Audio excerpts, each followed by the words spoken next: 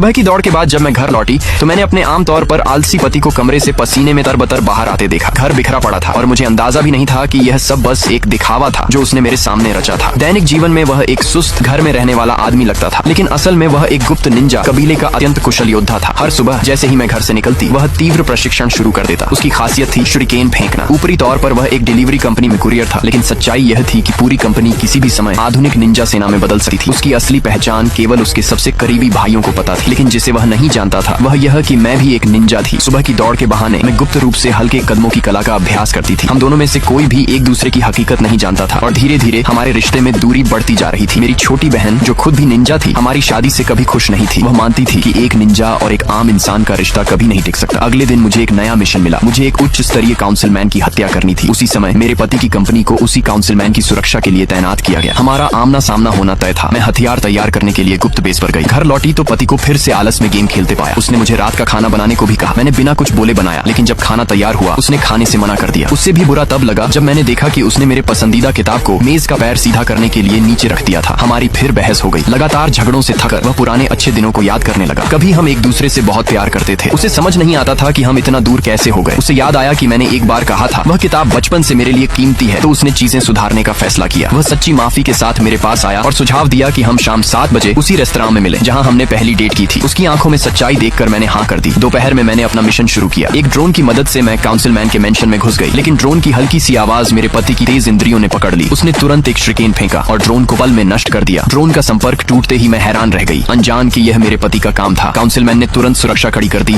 और सभी गार्ड्स को रात भर सतर्क रहने का आदेश दिया। इससे मेरे पति की डिनर की प्लानिंग भी बर्बाद हो गई। मैं पूरी शाम उसका इंतजार करती रही, लेकिन वह कभी नहीं आया। निराश होकर मैंने मेज पर तलाक के कागज रखे और चली गई। कई दिनों तक मैंने उसके मैसेज अनदेखे किए। उसकी उम्मीद धीरे धीरे टूटने लगी। उधर दुश्मन निंजा मेंशन में घुस गए। मेरे पति के साथी उनका मुकाबला नहीं कर पाए। पीछा करते हुए उसने श्रिकेन फेंका, लेकिन उसके विरोधी ने आसानी से उसे चकमा दे दिया। उसे पता नहीं था कि वह घुसपैठिया मैं थी।